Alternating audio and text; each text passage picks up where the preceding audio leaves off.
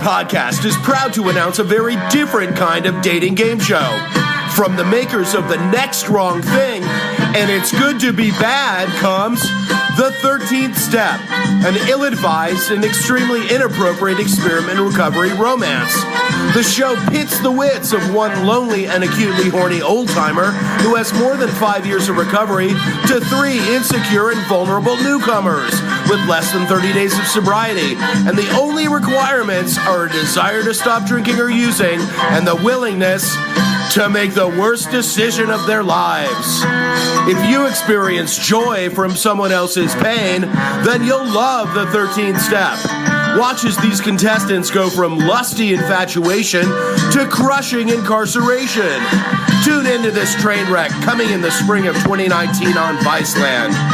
Probably in a 4 a.m. slot.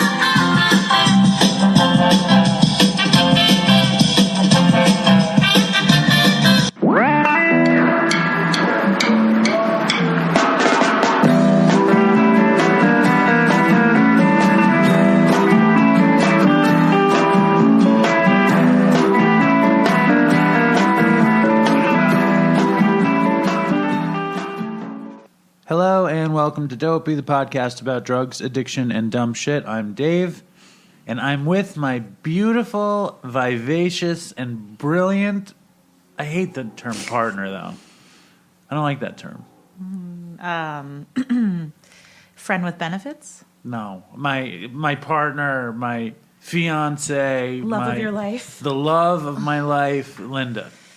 How are you this morning, Linda? I'm good. Happy Halloween. Today is Halloween. I really like to play the Monster Mash, so I'm going to play it at some point. Maybe I played it already, but I'll play it by the end. Do it. What do you have to say? I was just thinking about some of my past costumes for Halloween, and I just remembered that one year I was an enema nurse. That's great. What did you do for that? I carried a turkey baster, and I was covered in shit. Really? Not real shit. What did you use for the shit? I think like a brown Sharpie. So you just colored yourself brown with a marker. I got a nurse's costume, and I decided to be... Was it some sort of slutty nurse It was thing? me and Solvi. We were... Yeah, slutty enema nurses. Somethings together. And so I just was remembering that costume. And this year for Halloween, Linda bought this retarded taco hat, and she said it was going to be she was going to be the Nacho Mama. And just Nacho Mama. As in, she's not your mama, Yeah. but she wrote Mama Nacho on the hat I wrote instead. it backward. Because I think I did it in the mirror. No, it would have been backwards handwriting if it was in the mirror. But that's funny. See how much you've changed from a slutty enema nurse to now Nacho Mama. Nacho Mama. And I've been sick lately. Yes. I got sick last weekend, and to be totally transparent and truthful to the Dopey Nation, when I get sick, I take NyQuil, and I take NyQuil because I feel like my sickness is always related. He looks a little forward to his NyQuil, I think. Wasn't this a past episode where you guys discussed how you took too much of a medicine and peed the bed? Yeah, Right. It was NyQuil. I don't take you can attest that I don't take NyQuil often. But when you feel sick, you get a little too anxious to get in the car and go to the store to buy some NyQuil, I think. And I also think you take a little more than just the capful. I take the capful. You take like half the bottle. No, I do. Linda, do I'm not. sorry, is this bad to It's do? not true. Be honest. I feel like you maybe take like a cap and a half. Maybe I take a cap. Okay, well, so that's not But the usually, right amount of... usually I take a capful. But anyway, one thing that happens to me, it's like I get sick. I think the number one reason that I get sick is because I don't sleep enough. I get really run down. Right, you get exhausted. And I go to sleep at midnight, and I wake up at 5:30, and then I run to work, and I worry about Dopey, and I worry about stuff for work, and I worry about stuff for home, and it's just I get exhausted. So when I get sick, my body shuts down, and I take NyQuil for a few days. I take NyQuil a little bit longer than I should. But one thing that happens when I take NyQuil, and I don't think I ever told you about this, is I have... Besides peeing the bed. I only did that once. I'm 40, that we know of. What you're making? I knew because it happened like practically on top of me. You were a very good partner for when it happened, and now you're going to tell the audience I drink half a bottle of NyQuil, which isn't true, and that I often pee the bed. You urinate. I often urinate. Just can you please be truthful about this stuff? You've only urinated in the bed once that I know of, and you take maybe a little over a cap of NyQuil. A tiny bit. Tiny bit. Anyway, the thing that happens that I don't think I ever told you about with NyQuil is that I have drug dreams every night on NyQuil. But the other thing, and it's kind of weird, is I have dreams. I've often had dreams about my mother when I take NyQuil. And last night I had a dream about Chris. Did you take NyQuil last Yeah, night? I took NyQuil. But why? You're not sick anymore. Well, I'm still run down. I just wanted to make sure I got like 10 hours I'm not sure that sleep. NyQuil's for being run down, though. It just ensures... I don't think that's on the label. Sneezing, coughing, headache, run down. Sneezy, coughing, headache, runny nose. Right, runny nose, There's but some not sort run of down. some sort of head feeling, so you can rest medicine.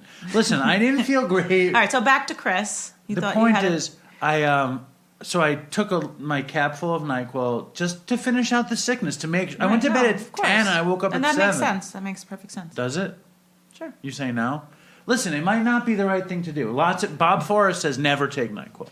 Lots of people. I can't advocate taking NyQuil. I just wanted to get back to 100%, right. So I wanted a lot of sleep. Okay. Whatever. Yeah, I'm not perfect. And you take Benadryl sometimes too. I haven't taken Benadryl in a while. But the point is that I had a dream. You had a dream about Chris. But he was dead in the dream. Mm-hmm. We got into like an argument about what had happened to him. And wow. And then Nora woke us up in the middle of the night right.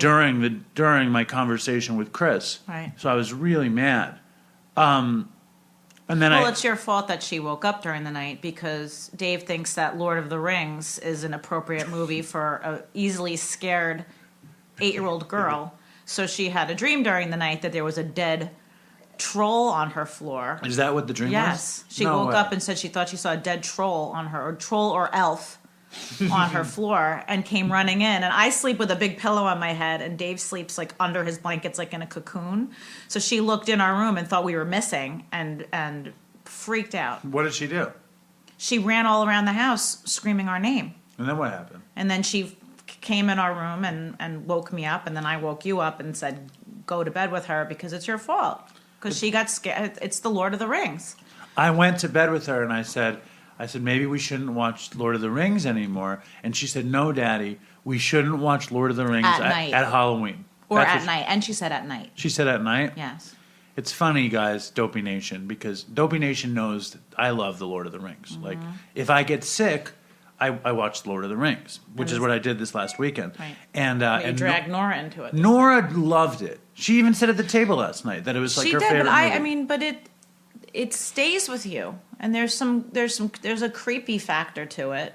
And it's good, but there's definitely this creepy factor to it that I get why that would scare a little kid. I think the creepy factor is if you are a little kid and you're not used to like the supernatural or whatever. Right. Like it's a world like it's just this weird alternate world. And we were watching the second one, and right before bed, Gollum was guiding Frodo and Sam to Mordor in the bog, and the bog is full of the dead people under the water. And I said, Nora, this part is kind of scary. And she said, that's not scary, Daddy. Mm-hmm. And then at 3 in the morning. Yeah, that's funny. It becomes real. But anyway, so I was, I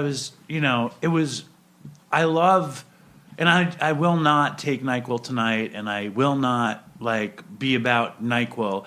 But it's interesting that I connect with dead people when I take NyQuil in my dreams, and it was very cool to be with Chris last night in the dream, to talk to him about about what he had done, and my dreams with my mom are always it's just because you never see these people, and then you see them in the dream.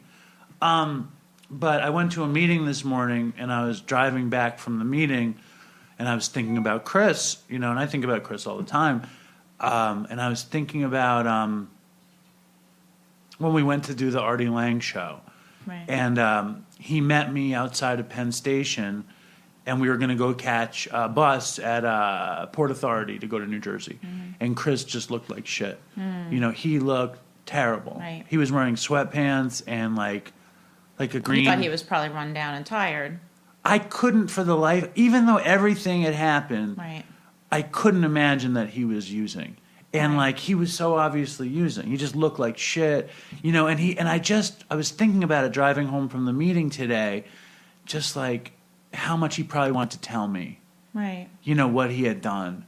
Did you ask him why he looked the way Yeah, well, he did? had 'Cause told you're me. very direct with that kind of I stuff. said, "You look like shit," and he laughed. What'd he say? Well, he had been saying for days that he was run down, he had hurt his leg, he couldn't sleep, he was running back and forth from Boston to the Hamptons, from the Hamptons back to Boston, and then he decided to come do the Artie Lang episode, and he looked like garbage. And Right.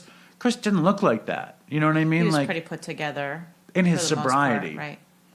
But and then we were going out to Hoboken, and I was like giddy, and he was making fun of me, and but he was just not himself. And you remember we called you. Yeah. Did we talk about that the last time you were on the show? A little bit, but just that we were teasing you about how excited you were for Artie Lang, because Chris didn't seem like, I don't think, well, Chris said he didn't really know Artie Lang very much or care about him. Like, he wasn't a big fan of his. Not that he didn't like him, but that he wasn't a Howard Stern person. He wasn't an Artie Lang person. But so you also, he was like into it and made sure he came, but he wasn't like how you were. He wasn't gonna come. But you also said that he sounded like a dick when you were on the phone with him. Remember? Well, he was nice to me, but he was definitely railing on you a bit. More than he normally did when you were on the phone with him, is what I'm saying. I mean, I don't know. We were just kind of commiserating about how you're out of control with your obsession with Artie.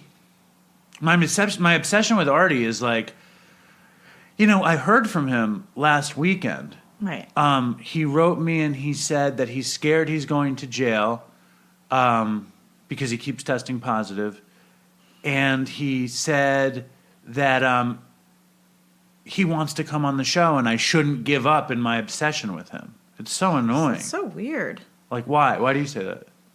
That he wants you to, like, pursue him. Like, he needs that feeling of being pursued by you. He said I make him feel relevant. Right. I mean, it's... What is that? But I text him, like, way too much. Well, because he's human, and I guess, maybe you're one of the few people who are just still actively trying to engage him and help him and reach out to him. He has his professional people who he needs to relate to, but you care about him. I think I seems do. like you do, and I'm sure he feels that you care about him. He does. He so said he that doesn't too. want that to stop. He said, I text more than a broad on blow, is what he said. But so How did that make you feel? sad, but also very good. I laughed. It's one of those things. Like, but I literally text Artie every day, like obsessively. Right. And Dr. Drew's wife was like, I'm trying to get people to come on the show. So I talked to Dr. Drew's wife to get connections, and she gave me Andy Dick's connection. Yeah, that would be a great interview. So I texted Andy Dick, and he said he would come on last week, and then silence, Right. disappeared. And then she said, well, do you ever text Artie? And I said, I text Artie every day. And she assumed that I meant he texts me back. And she's Right. like, oh, do you think he could come on the show? And I said, no, I text him every day. He texts back every 55 days, Right. which I thought was so funny. Anyway, I was thinking about Chris driving back from the meeting, and I got teary-eyed because... But what were you thinking that were you feeling badly that you didn't push more because of how he looked? Yeah, I was feeling very, very badly that I didn't know that So you're still holding on to feeling like you should have done, like the should-haves, like I should have done this, I should have done that, Not I should have major. done this. It was so obvious in Right. retrospect, and it's like Dopey, Dopey's doing so well, People are listening. People are engaged. And like, you know, and I think it has a lot to do with him dying. Like, I think it galvanized the Dopey Nation. And I would, of course, trade that all back just to do it the way we used to and to have Chris be alive. So why do you think it's sort of skyrocketed since he passed? Because it's just made it that much more real, or because... Well, I think that I'm an amazing producer. Besides that. And I think that the shows that I've managed to concoct are just like out of control, great. So it's just all because of my greatness. how talented you are. Yeah, it's my talent. No, my theory is that there were thousands of people listening to Dopey on and off. Right. You know, for the years that we were doing it. And there was a core Dopey Nation following that listened to everyone no matter what. And then when we got Artie on the show, I think it galvanized this big percentage of people who had listened here or there. They're like, holy shit, they did it. Right. And they tuned in to listen to Artie, which was like this big swelling of fans. You could see it on Facebook. Sure. You could see it in downloads. It was this big galvanization of fans. And then, you know, the 3 weeks after that, I think Chris died 4 weeks after the Artie episode. It was still there, but it was kind of ebbing and flowing. And then when Chris died, it was an even bigger wave of all of the people that listened to the show came back. Right. You know what I mean? So if you had like a smattering of people listening to all these other episodes, when they heard that Chris died, they wanted to hear what happened to him. You know, because Chris really spoke to the people. I think in a way that I didn't. You know, I think that you know, Chris's stories were way crazier than mine. And Chris is younger than me. You know, I think there was a certain, like, Chris was way more likable than I am. You know, I think there's a certain, like, thing. And Chris was also such a babe in the woods guy. Well, people also say a lot that his knowledge was so interesting. You know, that he knew all about like you mentioned in your the speech that you read, that he knew about medications. He knew about everything. And that's so interesting. You know, it's such interesting stuff. And he was able to relate it to the stories. And when he would tell his stories, he'd have like a technical piece, and he knew the clinical side. I mean, that just makes for good drug stories. But also, he was super smart. He was on his way to having this, you know, degree. And he was in school, so he was bringing his like education into the podcast. And I don't know, he was very fun to listen to because he brought in that piece. But he was also funny. He loved you. You guys, you know, the way he laughed at everything you said was intoxicating to hear. Yeah. Because I don't do that for you as much as you need. No. The thing about the show was that I always likened it to like a sports thing where I was the play-by-play guy and Chris was the analyst. Like he would break down what happened through the analytics of the technical thing or whatever. And I would be like the play-by-play guy, which I loved. But what you were talking about why the downloads have increased so much since he passed away, is just the fact that the co-host overdosed is just so mind-blowing. You know, that you guys have this podcast about recovery, and then he actually succumbed to addiction. Dies, as you know, I still don't even know what to say about it. You know, and so it makes sense that it almost makes people so much closer to the podcast. They want to take care of it and care for it and nurture it, and you know, because I don't know. So you don't think it's just because I'm so great? I think it's that too. No, I think that people. This is what I think. Whenever there's a tragedy, it does bring people together. No, you're totally right. Which is what I'm trying to say. It did, and I think that, you know, I feel a lot of pressure to make Dopey as good as it could possibly be, you know, every week, you know, and I try to bring in, and I think that in lieu of Chris not being alive, I try to bring in bits. I try to bring in songs. I try to get pre-produced pieces. It's changed. It's changing. It's evolving. You don't listen to it. What do you fucking know about it? Well, I read what other people are saying on Facebook. And what? Let's move on past this stuff, because this is. I think you're ruining the show. You know, I'm sorry. I think you're in a long line of people who come on to ruin the show. As grateful as I am to have you, and you look incredibly beautiful. and I love you incredibly much. I'm just saying that it's changing from what I hear. What are you hearing? Here we go. But that it's in a good direction. Not at all to take away from what it was, obviously, but that you're doing more production stuff. You're it's changing, and I think that it has to change. What else? What's the alternative? You can't recreate what you had with Chris. I think getting a co-host right away would be weird because he's irreplaceable. So I think that what you're doing now is interesting. Seems like people are enjoying it. I'm sure you'll get more feedback moving along. And let's not talk about it anymore because let's move on. The dream is to have a lot of money and have it be sort of a panel show like Bill Maher. The dream is for you to get a lot of money. The dream is to get a lot of money. Now, I had Linda back on the show because everybody... Moving on. Everybody loved Linda, right? Right, Len? Didn't you love all of the incredible feedback? It was very nice.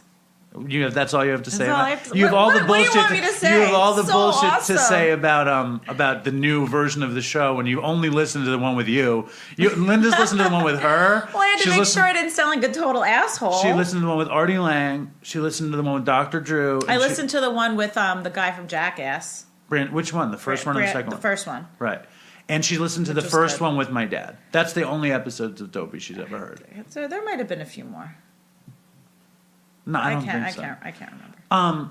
But Linda loved hearing about how good she was. Dave, I live with you. We talk all the time. I don't want to sit on my precious free time when the baby is sleeping and then listen to you more. It's torture. I understand. Thank you. Now, I had This is already a very difficult way to spend my nap. Nap time. Yeah, the baby's asleep. The baby's napping. And I just wanted Linda to come on, and she had some more stories to tell. So why don't you tell some more stories of addiction and dumb shit? Well, the one story that could have been fun to share last time, but we didn't, it was too much, was when we decided to make it work and get back together and go on a little family holiday to take our daughter to Dutch Wonderland, which is up in Pennsylvania. And I have this weird thing where I like to find strange places to stay just to torture my peeps. So I found... you did that before me, too? What? You would go on vacations to horrible places to torture former partners? Probably, yeah. All right, continue. So I found a farm for us to stay at. It was a Mennonite farm that was maybe an... Makes me feel much less special, by the way, to hear that. That was maybe... a half hour from Dutch Wonderland, maybe an hour, half hour, whatever. It was in kind of in the Lancaster. It was 40 minutes area. It was 40 minutes. So anyway, we pull up and it had electricity, but it was very, very minimal, and the whole place was filled with dolls and what else? Help me explain this. It was a fucked up old farmhouse house. And it was like an old, 150-year-old house. There were these spooky dolls everywhere. There were books. There were weird farm tools, and there were no TV. The thing was, there's no TV. There was little, not candles, but little lights that look like candles. Very little electricity. It was a farm. It was a Mennonite farm, so it wasn't to the extreme of Amish. It was like a little step. It was like a bed and breakfast. And a bunch of different families a working farm. So part of the thrill was that you got to go out and milk the cows and collect the eggs, and then she makes this breakfast. Remember she made shoe fly pie, and we were with all these other families from different parts of the country. And Dave, you remember you started singing shoe fly? No, I said, is that what the song was about? The shoe fly song. Yeah. And Linda said, no. Linda said, well, do you want to sing the song? So I said, okay. And I sang the song. And it was awkward because everyone just stared at you in silence. It was awkward. It was. So anyway. Hold on. Let me give a little more backstory. You should always start the stories because I start them. And then you realize I'm not doing that good of a job. You're doing fine. Then you bring it back to the beginning and start it over anyway. Well, let's just always have you start from now on. Anyway. I was not in recovery. I had been trying to put our family. But I thought he was. You knew I was. Again, I thought you were sober. You knew that I was smoking weed. I think we smoked weed together. Yeah. Okay. I was smoking weed every day. But Linda, it was naive to that idea. But I also, were we back? I don't know if we were like back together at this point or not. No, it was taking like a test. It was test Linda's. run. It was Linda's classic maneuver of saying we should go on a family vacation without being together, where we sleep in the same bed but we're not together. And we play house. So it was my way to get to have my family and be all together, but also I had that fear and that knowledge that you were not, good material to be a family man. So it was my way to get to have that. It's very sad, actually. It was like I got to have that, but I also knew I couldn't have more. But I knew it was weed. I knew you were using weed, and I was still, I would smoke weed with you from time to time. But I also didn't think that you were clean. I wasn't clean. Right. No, I know. I'm remembering back now. I wasn't clean, but I wasn't shooting heroin. I wasn't doing dope. Right. I would do pills here and there, but I never mentioned that to you. I would do. Right, I didn't know I that. took benzos here and there. I never mentioned it to Linda. I just thought that you smoked weed sometimes. I smoked pot every day. Right. We went on the trip, and I knew that Linda wasn't going to have a problem with me smoking pot at night because she knew that I was smoking pot. So we went to this farm, and I brought a bunch of bud, and Linda stupidly on the ride out there says, "Yeah, I brought some Xanax just in case I can't sleep," and then my mind is like, okay, there's Xanax. I've always had something just for sleep because I have a hard time sleeping. I have to blast. If I can't blast crazy, crazy white noise, I can't sleep. And because we're at this weird Mennonite farm where they didn't have a fan for me. She also brought a bottle of wine, and we had to go buy little Dixie cups so she could drink. I mean, Linda's not, not on the real up and up here. But at that point, she was taking pills to sleep. She was drinking a decent amount every night. All right. So I brought some Xanax, and I had it in my pocketbook that I was going to have at night because I knew I would not be able to sleep in this crazy sod farm B&B. I think it was a soybean farm. Oh, it was soybean. Yeah. That's right. This might be the most boring episode of Dopey we've ever done. Anyway, continue. I thought we weren't supposed to say that. I can say it once in a while, but continue, please. Okay. That is one of the rules, yes. So, to speed it up, I woke up in the morning and Dave was outside with our daughter collecting eggs and milking the cows and doing all the farm stuff. And I noticed that he had stole Xanax out of my pocketbook. And I went crazy. I got so upset. Because even though we knew you were smoking weed, Dave, it was still so many things were violated. Just brought me back. You stole from me. You went into my pocketbook. You told me you weren't using any hard drugs. You lied about that. We were on a family vacation. You were, with our daughter. So it was really bad. And I ran outside and tried to confront him. And then also, when you're on vacation with your kid and we're going to Dutch Wonderland that day. You're supposed to have a good time. It's supposed to be happy and fun. And it was very, very brutal trying to put on a good face, trying to put on a happy face for our daughter and still go and have fun. And quite frankly, I don't even know how we managed and got through it. But you don't remember what happened? She freaked out. I think, did I lie at first? I might have lied at first, and then I said I couldn't sleep. It was really scary and weird and fucking, I knew she had the pills. I was lying in bed. It was all quiet and creepy, and I was taking pills here and there. I wasn't taking them every day, but the idea that there were pills in my room and Linda was on them and I couldn't take one, I was like, fuck that. So and Linda's out cold from the Xanax, so I'm going through her bag to find it.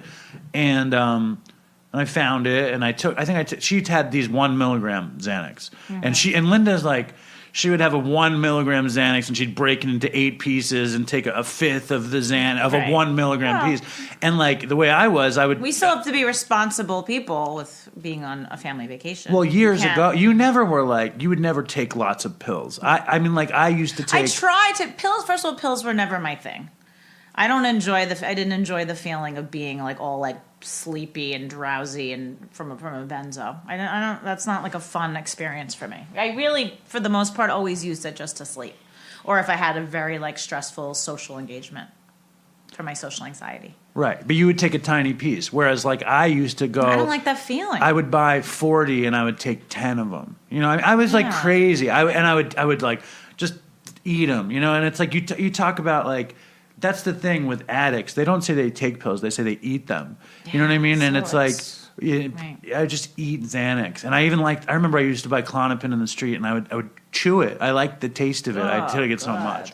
But so we're on that trip, and I took 3 of her footballs, and I put 2 in the top pocket of my backpack because I didn't want to worry about stealing the next night or the next night. Right. And I took one, and I wasn't taking Xanax that much, so I just passed out. And in the morning, she was mad, and I was like, and then I was like, what? I just took it, and I saved one for later, and blah blah blah. And I think I smacked you. Well, Linda got super mad, and Linda has issues with anger. And the anger built up, and she gets really carried away. Like, it multiplies in her head. And then we were on the way to Dutch Wonderland, and she was nothing with my anger is justified. Right? What do you mean? Well, you're saying that I have issues with anger. You do. It multiplies. You did something really, really fucking wrong. Listen, I know I did something really, really wrong. It's funny that the way you just No, but I'm just thinking, that. I remember, like, we're driving there, and our daughter's like... I can't think of anything worse than that. There's a million worse things. To me, the whole picture of that scenario was so bad. On vacation, with our daughter, on a farm, heading to Dutch Wonderland. If we were staying in like the downtown of a city, it would be better than just the farm aspect. It just magnified the horror of your behavior. And I don't know. So it was, and then also because there's always this piece of me when we'd go on our little family, in quotes, family trip, that it was going to be the trip that sort of brought us all back together. Like everything would just be perfect. That's what you would think. I always would think that, and then like these things would happen, and then it'd be like, all right, it was I still guess a good I'm trip, foolish for even. But we were driving after that happened. It was like the first day of the trip. Is the other thing. We got to the farm on the afternoon the night before, and we went to bed, and I stole the pills, and it was the first day of the trip. First morning, you're like, holy shit, he took the fucking pills. And I think I wish you would have even. I wonder how I would have responded if you had even just asked me. No, because then I just. But I'm just saying. I wonder. Can you give me a pill? And you say no, and then I can't have it. And right. I'm in. So you knew if you asked, you would risk not getting it. Yeah. Okay. So I wasn't going to do that. And then you also would be on guard of me stealing it if I had asked for it. Right. I just needed to make sure I had it. That was my move. Yeah. Anyway, so we're driving to Dutch Wonderland, and she's pissed, and she's such a horrible feeling, and she's getting angrier and angrier. And then I probably said something. I was trying to figure out like what to do. Like I couldn't get away from him. I couldn't leave. We're in the middle of freaking Amish country. We're heading to our daughter's so psyched for Dutch Wonderland. Like I didn't know. I felt like I just wanted to run. I was just so angry, and I couldn't. And then we get to Dunkin' Donuts, and she's holding Nora in one hand, and she just fucking hits me with the other hand. She just. But no, Nora did not see any of this. No, Nora was looking the other way, and you were like, yeah, I would never. And she smacked me, and then I think that released a lot of the anger. And then the anger kind of subsided, and then we went to Dutch Wonderland, and we had a good day. And you let me keep the other pill for that night because you knew that it was it was too late.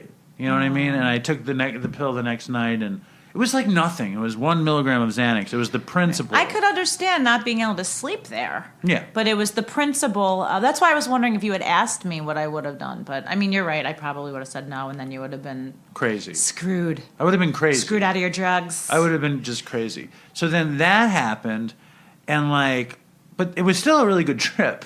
We had a really nice time. We always have a really good time, and that's why it was so horrible that whole thing went down. All right, and we're going to take a break. We're going to take a break, and I'm going to play an amazing voicemail.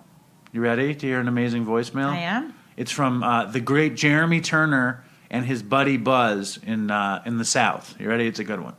You ready? I'm ready. All right. Hey, Dave.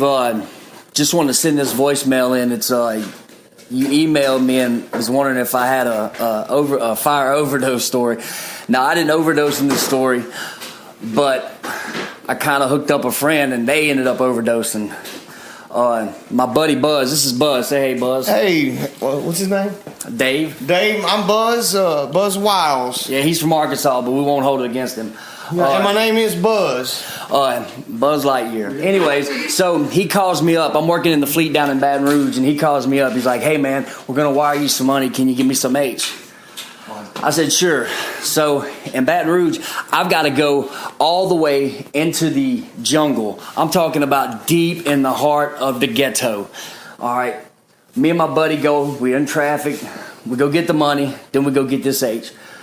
I tried it out, and it was fire. I knew it because I don't do heroin, and so I did a very little bit. So we get out to the river where his boat is coming through the fleet that I worked in. Okay, so he drops his little skiff, his little John boat. He comes to the bank, and I tell him, look, man, this dope is fire. Proceed with caution. So he goes, man, can I get in your car and shoot up? I'm like, hell no, get away from me. So I'm going to let him take it over from here. He's going to tell you what happens once he got to the boat. So anyhow, Jeremy breaks my heart, but not letting me get in the damn car and do a blast, you know. So we get in the skiff. I got my headlamp on, and I'm trying to rig it up. And, you know, in Baton Rouge, you got all these boats coming down the river. So there's waves everywhere, ships coming in. I'm this little bitty old John boat in the middle of the damn river. I got my headlamp on, trying to drive this John boat because I won't let nobody else drive it. I'm scared to death they may kill me. So we're in the middle of this. We're in this John boat. Ships coming by, tugs blaring by, and I'm trying to rig up this shot. Well, I'm spilling my dope everywhere, getting pissed off. So I said, "Fuck it, we'll get to the boat." You know, a dope head, you can't wait to do a shot. So we get on the boat. Well, the other guys get up there because they all know I got dope. You know, they want to do something. I'm like, y'all put the skiff up. I'm going to my room. So I run up my bedroom. Me and my buddy, the one that OD'd, he runs up there with me, and we're fixing to do tow work. And we had a massive amount of tow work. We was there for like 14 hours with tugs on us.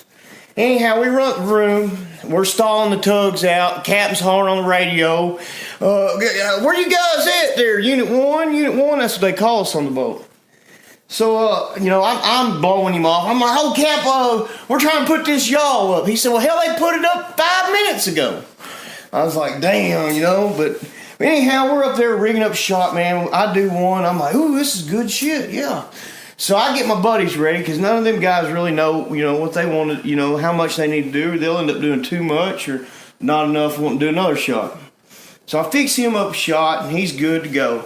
Well, you know, I let him run out, and I did me another one. And then we run out on tow. We're out there, shit, 3 hours maybe. I'm like, hey, man, you want to make do a shot of dope? Yeah. So the tug takes off. We come back to the boat. You know, we're all pumped up. I'm already nodding by then. So we get back to the boat, run upstairs to my bedroom. My buddy, he got his own bag. I done give him his own bag. And I done told him, I said, man, you don't need to be trying to do dope like me, you know. I've been doing this for a long fucking time. Oh, I got this. He goes in my bathroom, in my bedroom here. He's doing his deal. I done pulled me up a shot, hit myself, pulled up another one, thinking that wasn't good enough. Well, I turn around and look, I hear a thump. And I look over, and this goddamn fool is laying in my floor, ODing on me with the rig in his arm. Well, I'm like, on a boat, on the Mississippi, no River. Ambulance near. Nothing. Okay. Anyhow, I'm like, holy fuck. So I holler on the radio, y'all guys need to come up here real quick. You know, I'm trying to get this rig out of his goddamn arm. He's got a rig in there. He ain't even got it all shot up in. And I'm like, fuck, man, there's blood and I can't use that. So I throw it in my I had a needle exchange box on the boat. Believe it or not. I throw it in the needle exchange box. Anyhow, I get that motherfucker. They come up my room. I said, you need to go get the captain up. I got to figure out what the fuck we're going to do. He's turning blue. I'm giving him mouth to mouth, pumping his chest, trying to keep him breathing. Well, they call an ambulance.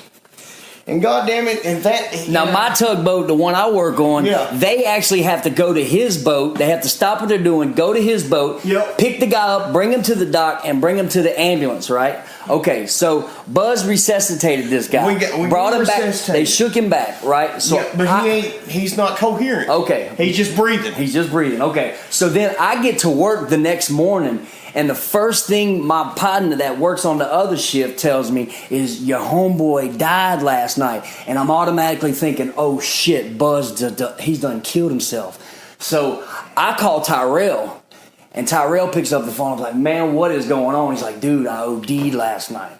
I'm like, man, it was a close call, man, because I'm telling you, if they'd have looked into it, I would have been going to jail for whatever you call it. Involuntary manslaughter. You know, the paperwork was there. But I will let you know one thing, Dave. Right now I'm at a sober living, quote unquote, sober living house. Everybody here's got some clean time. We thought you would, enjoy this story. It's one of those crazy stories that happens in life. Anyways, I hope you like it. We got a bunch more. Yeah, no kidding. All right, this motherfucker, dude. I rode 330 days last year. All right, we love you, Dave. Love you, Dopey Nation. Y'all be good.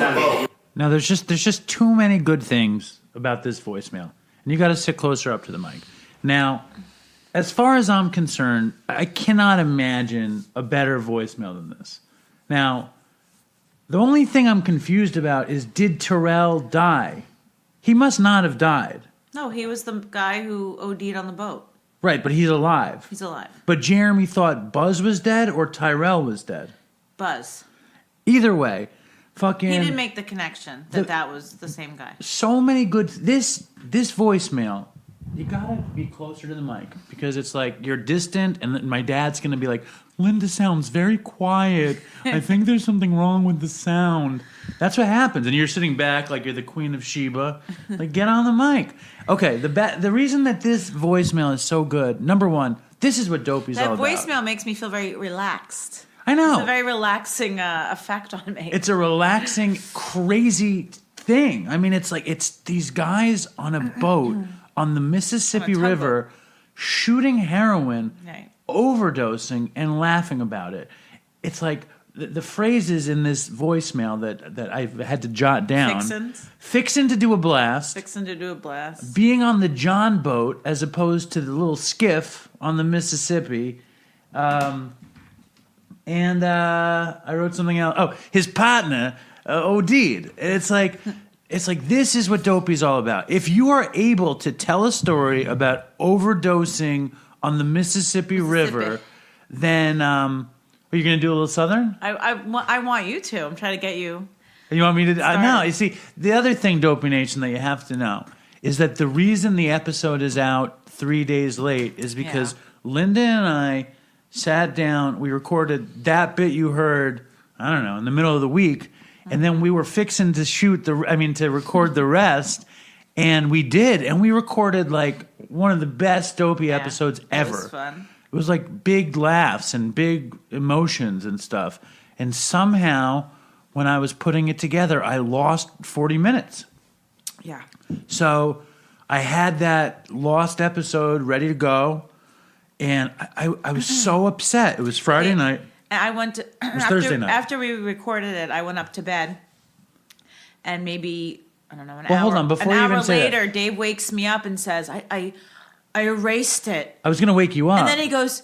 And I'm like, Dave, I got to go to bed. I'm tired. And he goes, can you come down and do it again?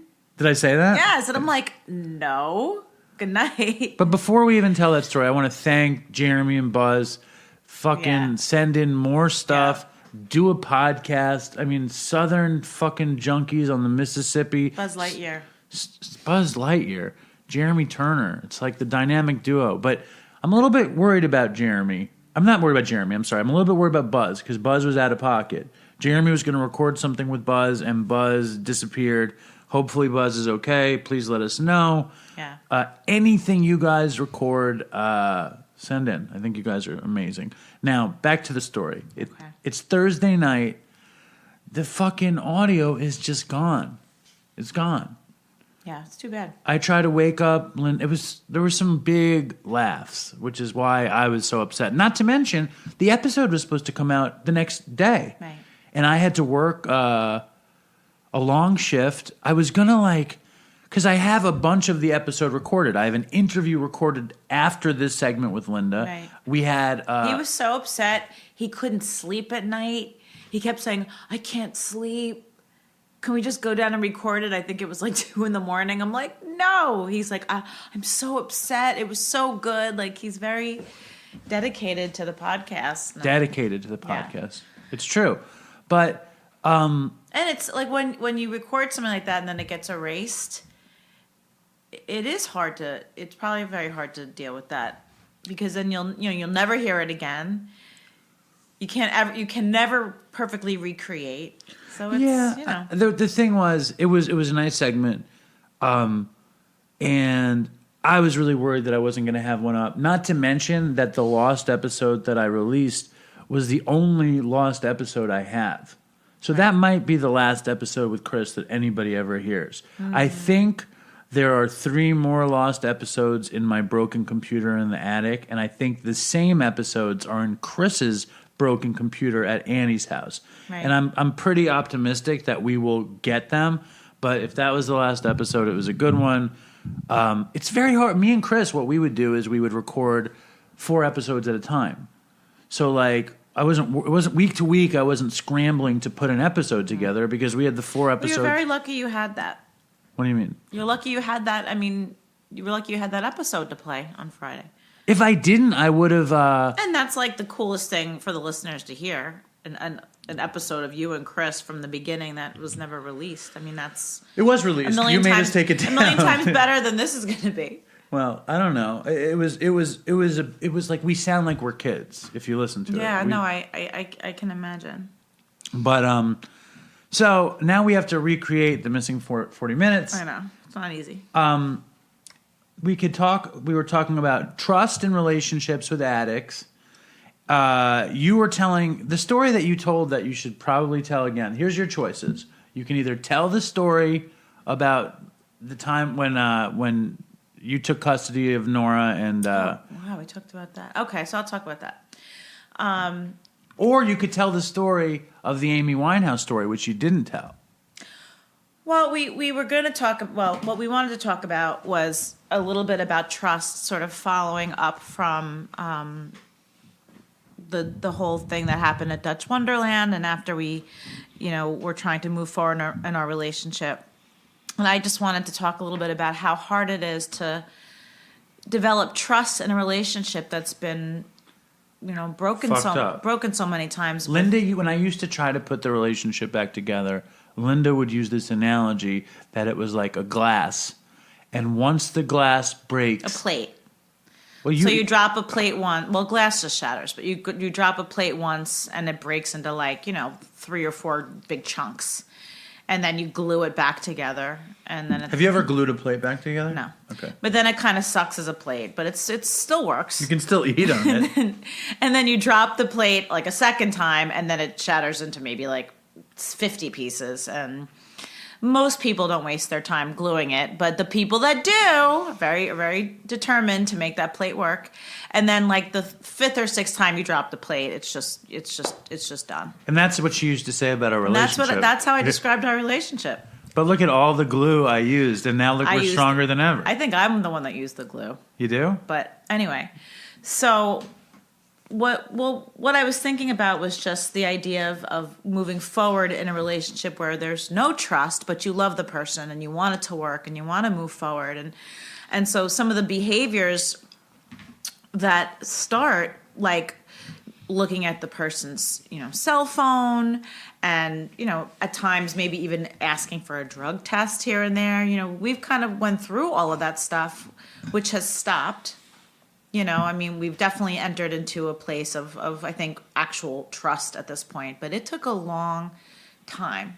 And But I think that our trust was born out of you. It's like in the past there was no trust, but I also wasn't really working a program.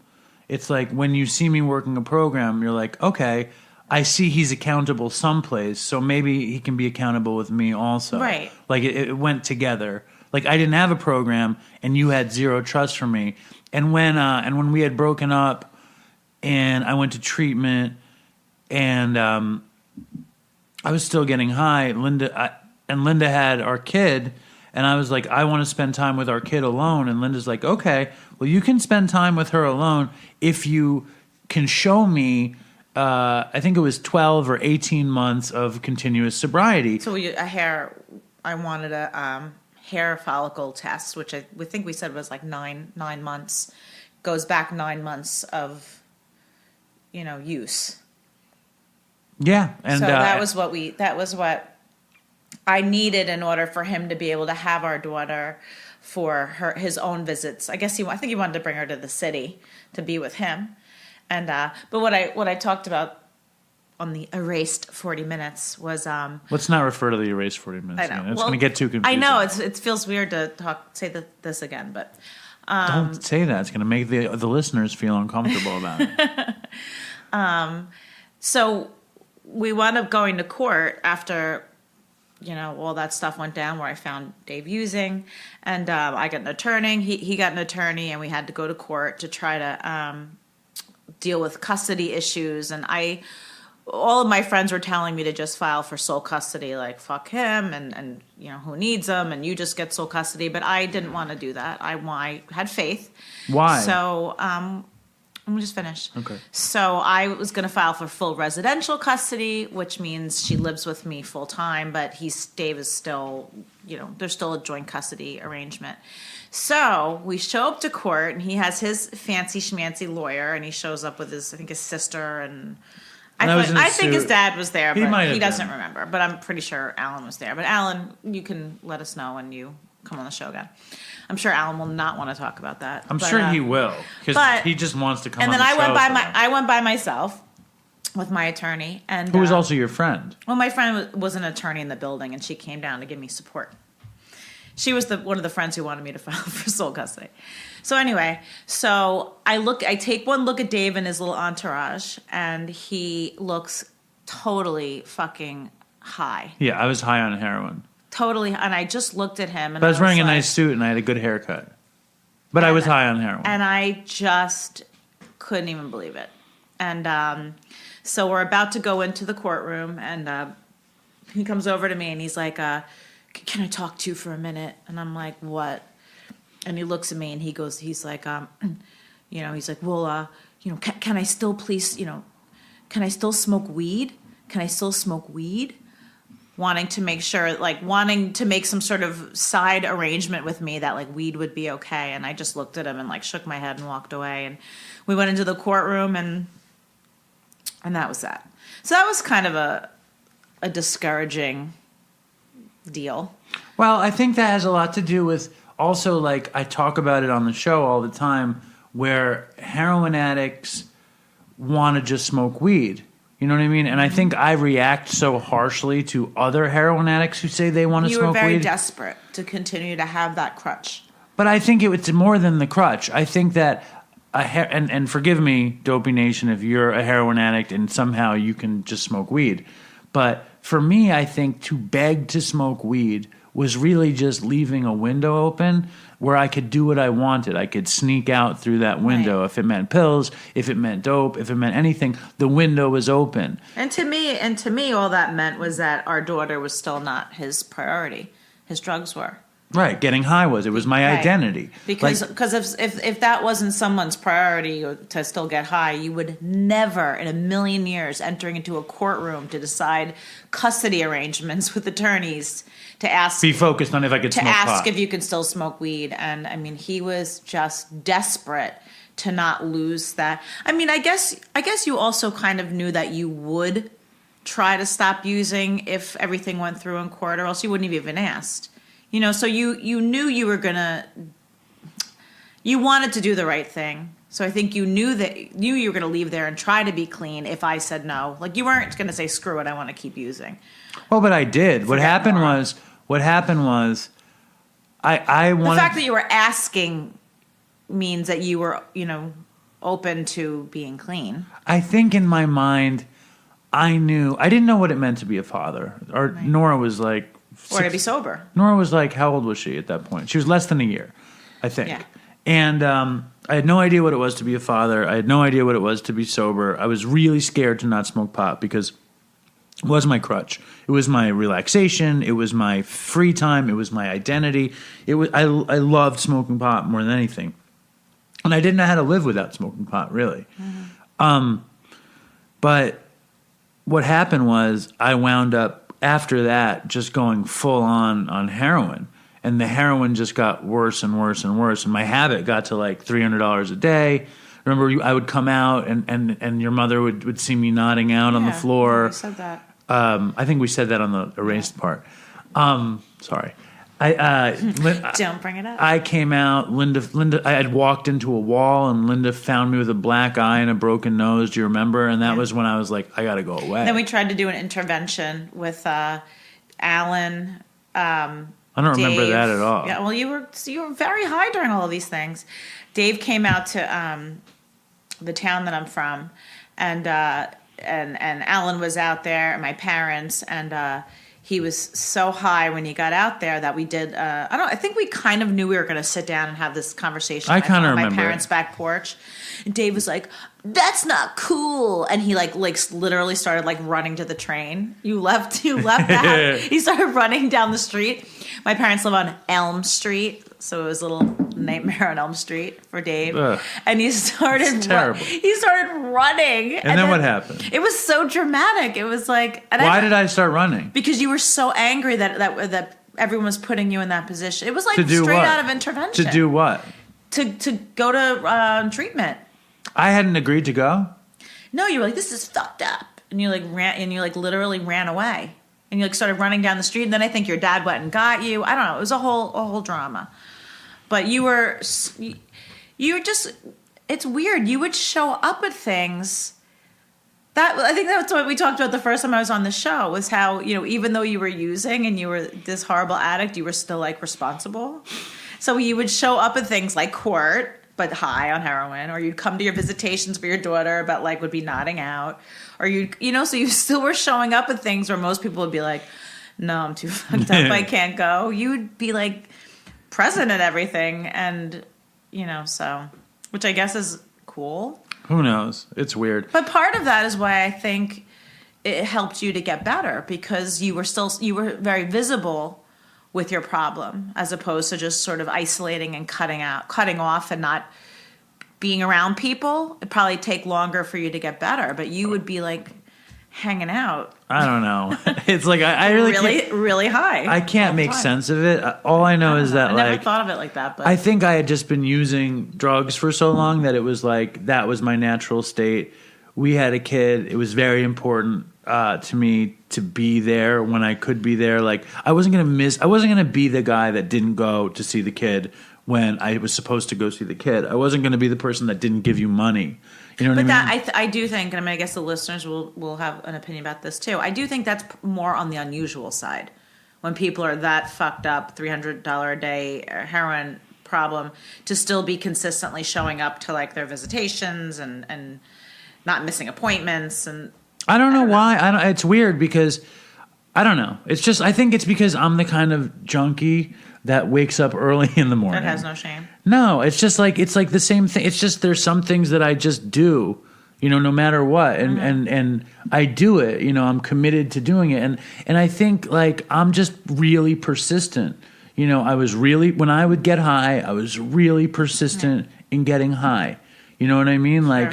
Like I would, and that was something. Me and Todd were different like that. When we started using, I would be like, now I'm going to use every day. And Todd would be like, why? And Todd would like spread it out. Well, you were committed.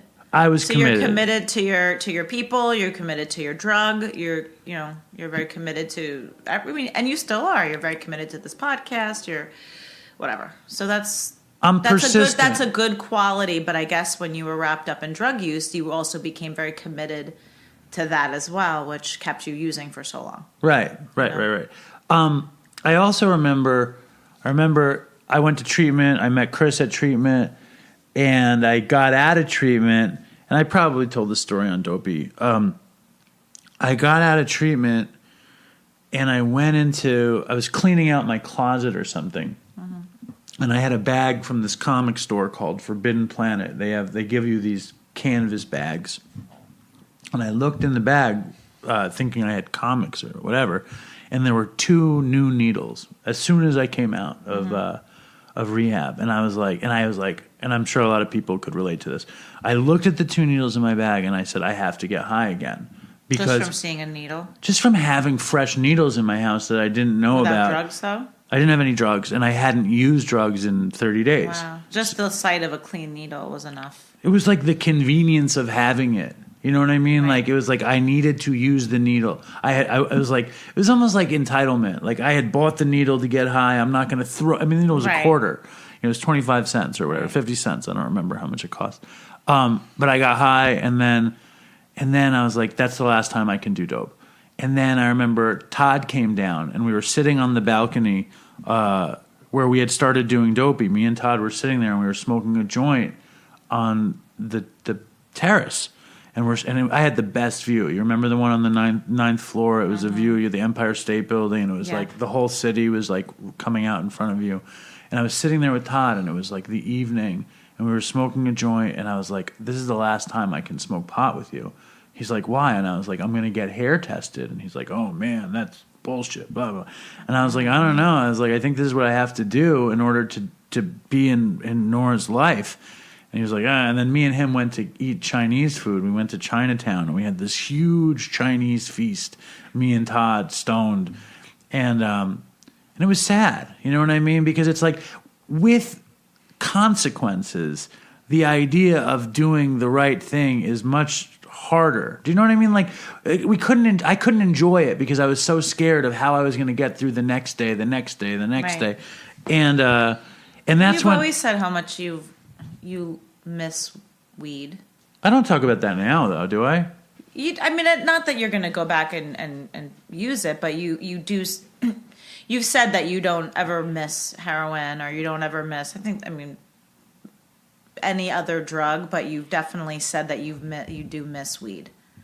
I miss weed, but I know that it's so ingrained into so many things, like into music and you know, like even like if like, you know, I want to go to like concerts, you know, everybody's smoking weed. You know, it's so everywhere that I think that's a harder drug to part with. I don't miss weed in the way that you would imagine that I would miss weed. So explain. Because literally I feel stoned all the time. Like, I feel permanently stoned. What is it about it? Like the smell? I miss being part of the culture. The culture. That's what I'm trying to say. I miss being part of pot culture. I miss being able to shut a part of myself off from time to time. Like, I can't do that.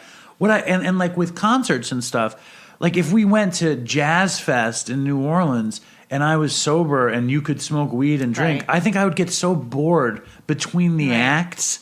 Yeah. Like, it'd just be too much time. Mm-hmm. You know, I think weed was good for, dealing with boredom and stuff. I don't get bored now.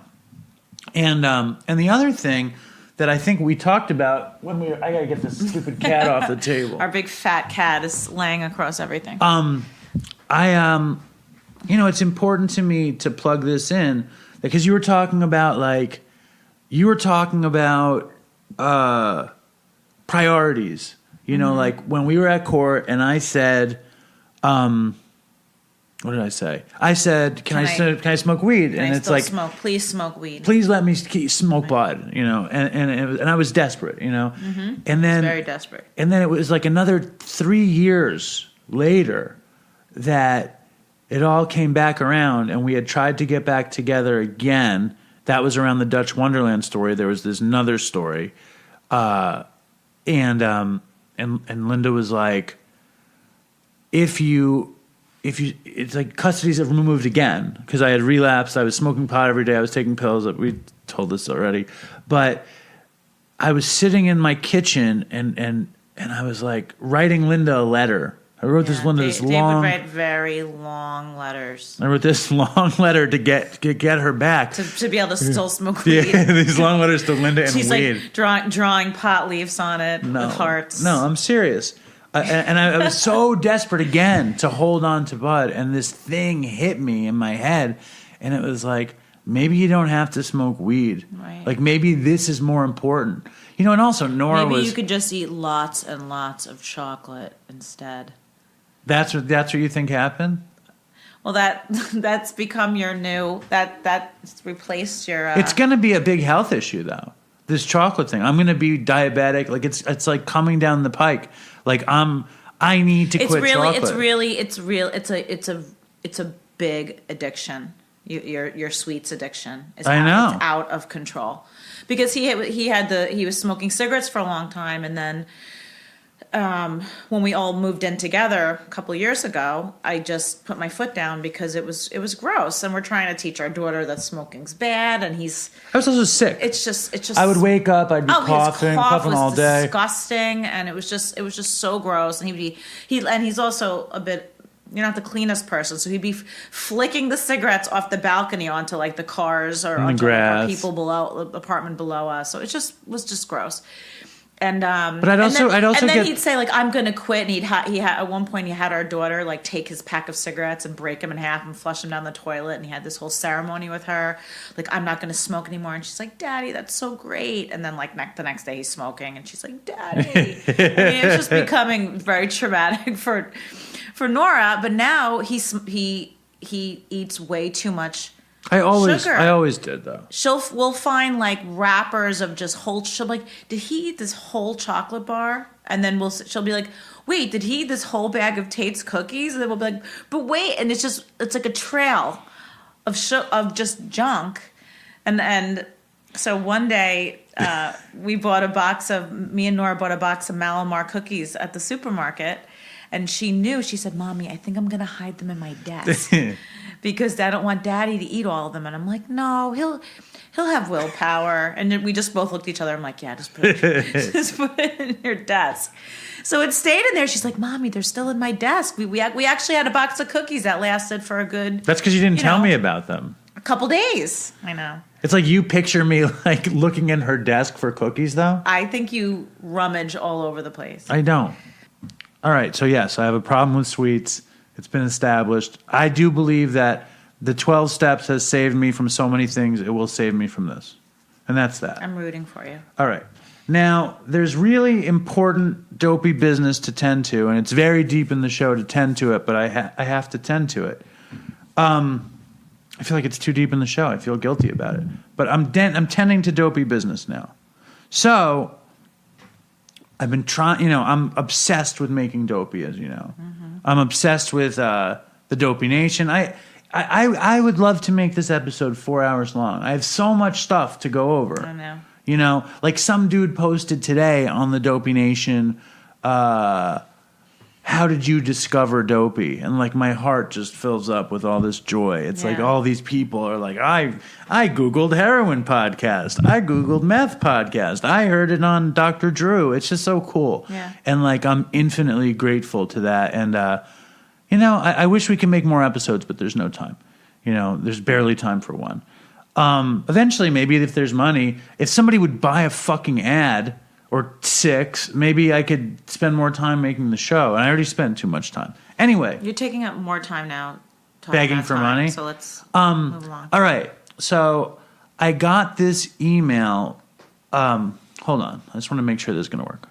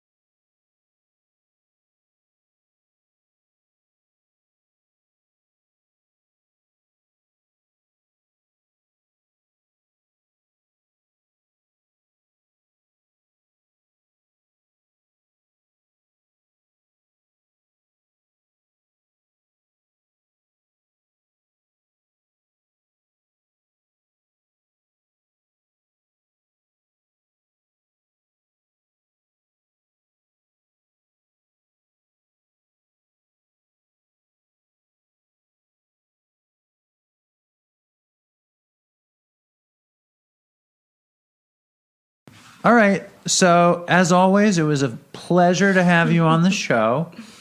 And I love you. I love you too. And now we have a bonus interview with one of these guys who does memes. He has a website and he has a Facebook page, an Instagram page, and a Twitter page called Dank Recovery Memes. And this is where I get a lot of this is where Chris and I have stolen tons of memes for the Dopey. Which is your favorite meme that you've stolen? My favorite Was that meme? Big Bird one from him? No. Oh, I like that one. That one was amazing. That was from Emily Sullivan, the woman who wrote the Vice piece. She sent it in, but I don't think she made the meme. I don't know where she got it from. Maybe it was a Dank Recovery meme. Which I love is your that favorite meme. Dank Recovery? The memes that I like are just weird. Like what? Like I talk about. Listen, I pre-recorded an interview with this guy, and we talk about one that I like. Oh, okay. And it's like I it's hard for me to know right away which ones I like. Like, I like the one, and I don't know if it was a Dank Recovery meme, but there's a man and a woman in bed, and the woman says, hold on.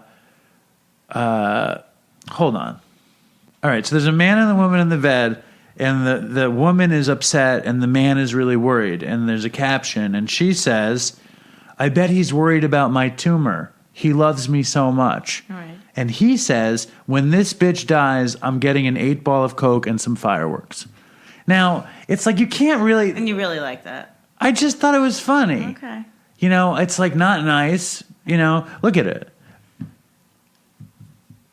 It's like it's funny. The picture with that is describing memes is like not the funniest thing in the world. So we'll see how our friend Timothy does from Dank Recovery Memes. But he was awesome, and Right. he's sober in recovery, 12-step fucking heroin addict. So he Nice. belongs on Dopey. All right. So good night, Lynn, and thank you. Good night. Thank you. And here we go with Tim.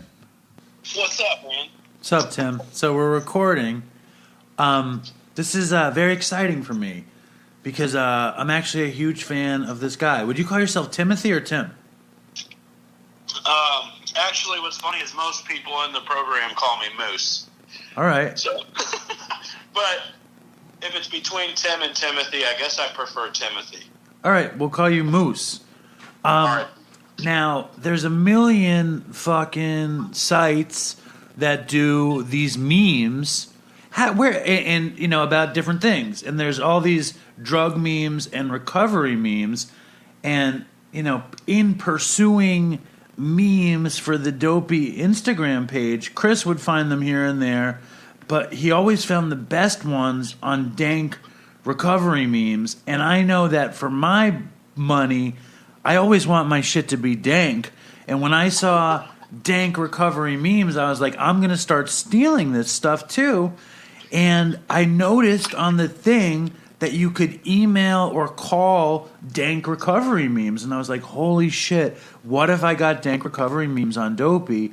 And I called and it went to some voice center. So then I wrote him and I was like, I would love you to come on the show. And Moose wrote back, right? Yeah. Yeah. And Moose had never heard of Dopey, to my chagrin. Correct. What are you going to do, right? But I looked it up right away, and I was like, you know what? This is exactly my style, you know? Well, considering all of our memes were stolen from you, you kind of helped set up our style. Now, Yeah, I went on your page, and I'm like, no tags, no credit. What the hell? Typical junkies steal your memes and help you look for them. what is a meme exactly? Like, where did it get the phrase? Where did meme come from? You know, I have no idea. You don't know. I have no clue. And I've looked it up, you know, a meme is, it's funny, I just screenshotted the definition of meme, like, probably 4 hours ago. And it just means a humorous image, video, piece of text that is copied, often with slight variations, and spread rapidly by internet users. So the name was originated from things like Instagram and Facebook and stuff. I'm not sure. Who knows? How did you get into it? Oh, man. So I was Have you ever heard of YPAWs, Young People in AA? No.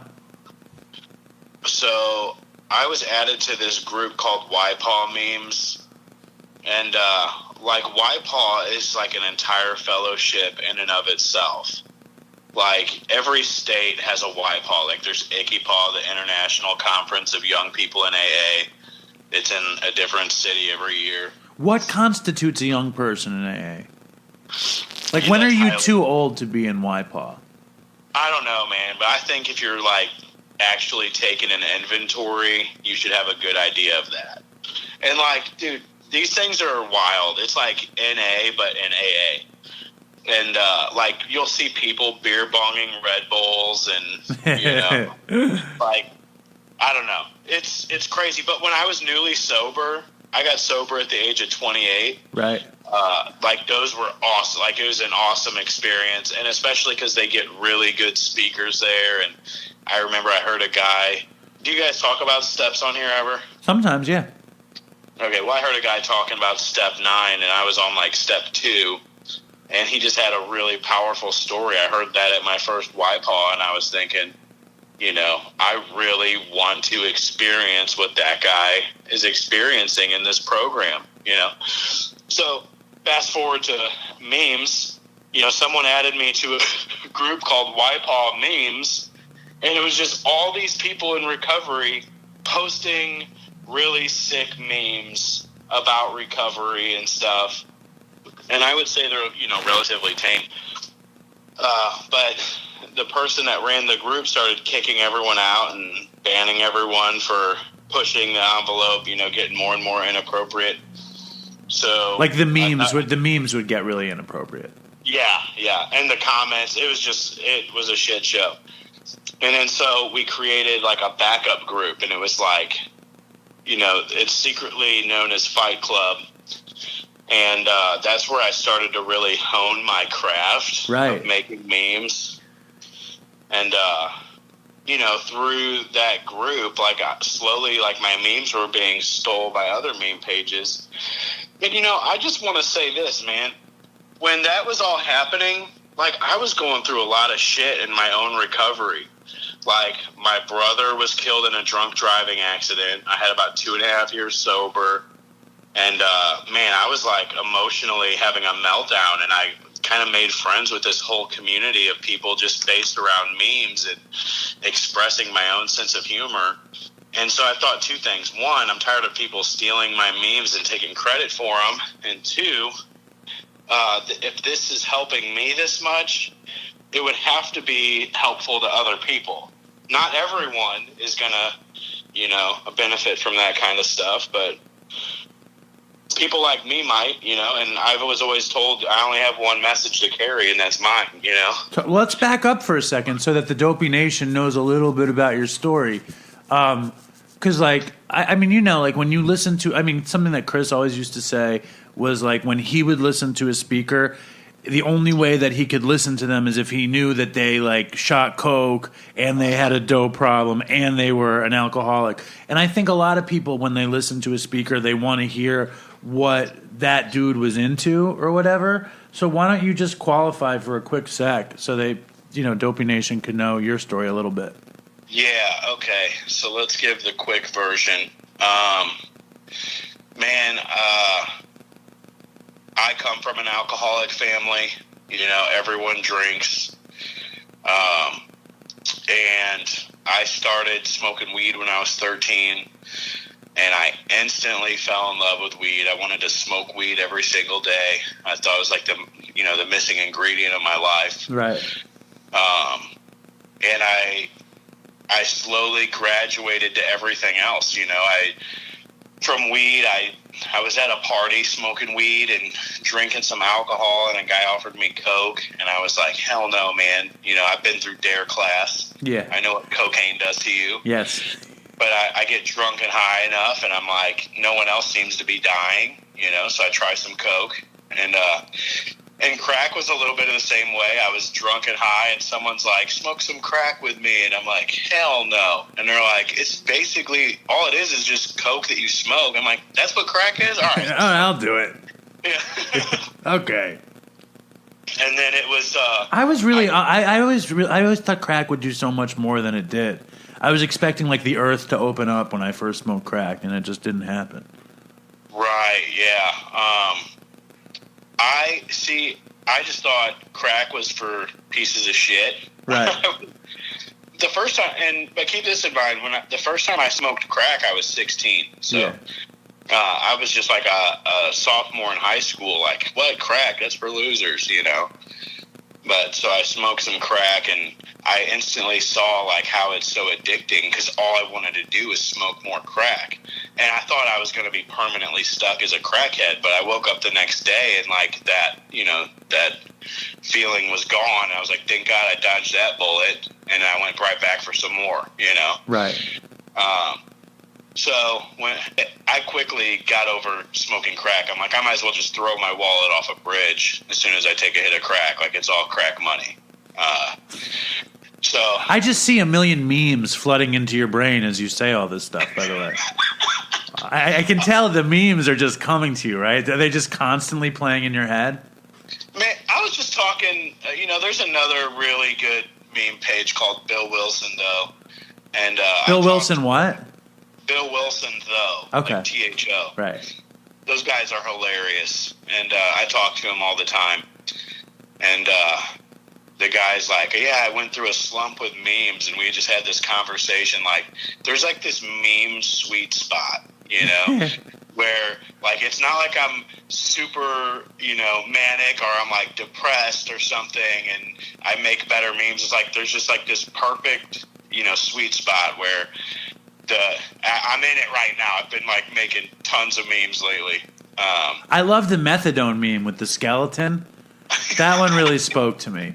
Yeah, but so let's get to the end of the story with me. You know, I went through all the drugs, stayed smoking weed the whole time, and then I thought I found the holy grail, which was Oxy, and I did what a lot of people did with Oxy. I graduated to heroin, and then eventually started shooting it, and then from there, man, I went to being homeless, no friends, no family, completely isolated, begging for a bed in a state-funded treatment center.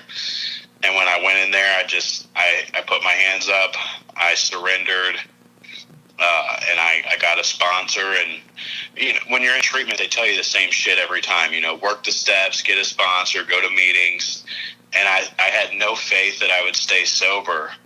And I thought, okay, when I relapse and come back here, I'm going to be able to say that I went to all the meetings, I worked all the steps, I called my sponsor every day, and this shit doesn't work. Now what? And I think a lot of people have that fear or that hope that it won't work for them. And a lot of people don't get clean. You know what I mean? Like, was it the first time you went to treatment that it actually stuck? No, the first time I went to treatment, all I heard was keep coming back, it works. And I would go to like meetings all the time and use afterward, and I would think, well, at some point this has to just kick in, you know? Right. And it never did. So I went back to treatment, and it's like, no, you have to actually do work. You can't just sit around in meetings and expect to get what people that have worked the 12 steps have just through showing up at meetings. So yeah, I was in that phase too. Like I couldn't imagine working the 12 steps. I couldn't imagine working any steps. I was just like, well, why don't you want to do drugs? And I would even say, I remember I would go to meetings and I would share, I don't work the steps or anything, but this isn't working.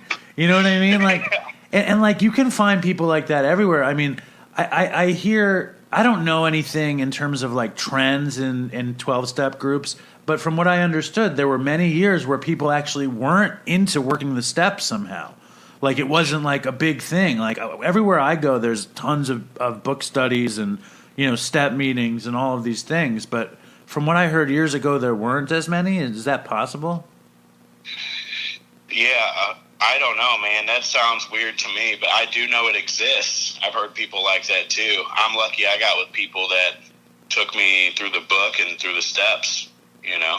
Yeah, it was a fucking miracle when I just wasn't ready to listen to it for so long. And when I finally really needed to listen to it, it spoke to me, and it gave me my life. On this episode, before you called in, my wife, my partner, was on the show, and we're just recounting, like, because we had, went to hell, and we're just recounting the way basically the 12 steps in recovery gave us a family.